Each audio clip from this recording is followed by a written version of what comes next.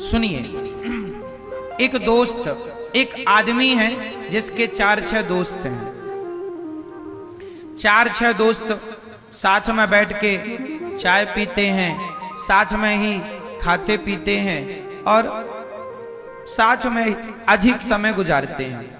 तभी क्या हुआ, उन 4 दोस्तों में जो एक दोस्त था वो सोचा कि अपने दोस्तों के साथ में व्यर्थ में समय गुजारता हूं, कभी यहां घूम रहा हूं, कभी यहां चाय पी रहा हूं, कभी यहां, तो समय व्यर्थ जा रहा है। तो एक दोस्त ने सोचा क्यों ना मैं अपना खुद का बिजनेस शुरू कर दूं,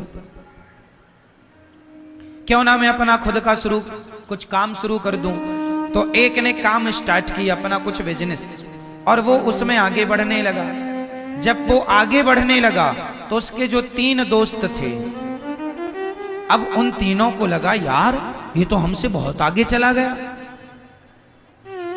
फिर वो 3 कौन हो गए? वही 3 हो गए उसके सबसे बड़े, वही 3 दुश्मन। कहीं बाजार से लाने नहीं पड़ते कि चलो भैया तुम हमसे दुश्मनी करो। दुश्मन हमें कहीं बाजार से लाने नहीं पड़ते।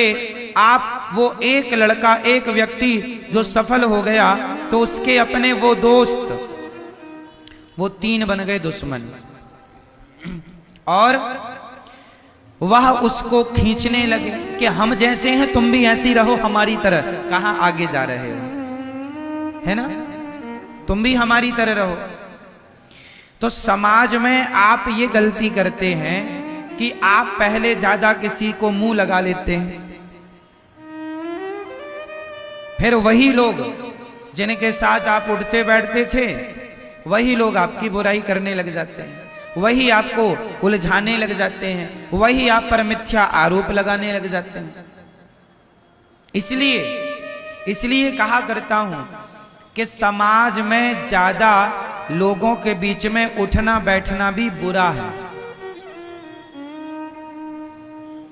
4 जगह उठे बैठेंगे 4 बातें होंगी। 4 बातों में कौन सी बात किसको बुरी लग जाए और कौन सी बात का वो राई का पहाड़ बना दे।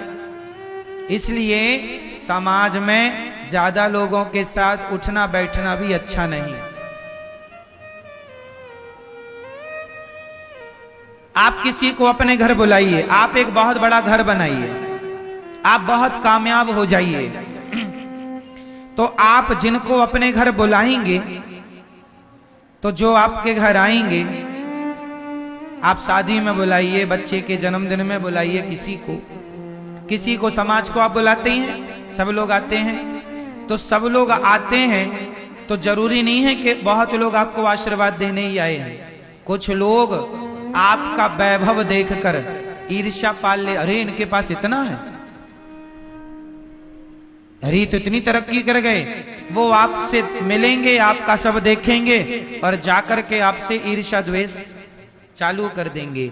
इसलिए ज्यादा लोग उनके साथ उठो बैठो जो सदा भगवान की चर्चा करें, सत्संग किया करो, सत्संग में उठो बैठो, व्यर्थ की प्रपंच पंचायत में ना उलझें। यही सार है ना? ज्यादा प्रपंच में नहीं उलझना चाहिए किसी को, वरना आपका ही नुकसान है, आपके समय का ही नुकसान है। एक गांव का एक आदमी शहर चला गया और शहर जाकर उसने पहली बार लालटेन लेकर के आया। क्या लाया? जब लालटेन शुरू चला था तो लालटेन का भी एक क्रेज था। लालटेन जानते हैं आप लोग? लालटेन लेके आया। अब उसने अपने आंगन में लालटेन जलाया और लालटेन ऐसा होता है कि आंगन में हवा चलती रहे तो भी जलता रहे, क्योंकि कांच का सपोर्ट रहता है उससे। क्यों? अब वो लाया, अब सारे गांव के लोग आए, भैया ये क्या चीज ले आए तुम?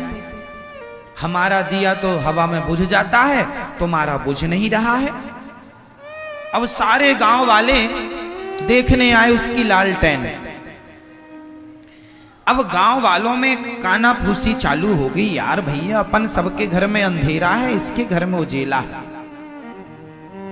क्या करें कि इसके घर में भी अंधेरा हो जाए। क्या करें कि इसके घर में भी अंधेरा हो जाए। तो गांव के सभी लोगों ने, कुछ लोगों ने जो ईर्ष्या वाले थे, उन लोगों ने प्लान बनाया। उन लोगों ने कहा या तो इसका लालटेन हम लोग फोड़ दें, या अच्छा बताइए, एक उपाय हमने बताया, गांव के लोगों ने सोचा, कुछ लोगों ने कि या तो हम इसका लालटेन फोड़ दें तो ये भी हमारी जैसे हो जाएगा फिर से, क्योंकि हमारे घर में अंधकार है, इसके घर में भी अंधकार रहेगा, क्योंकि इसके घर में उजेला है। या तो एक उपाय ये है कि इसका लालटेन फोड़ दिया जाए, या दूसरा उपाय ये है, अब बताओ दूसरा उपाय क्या है, आप लोग बताओ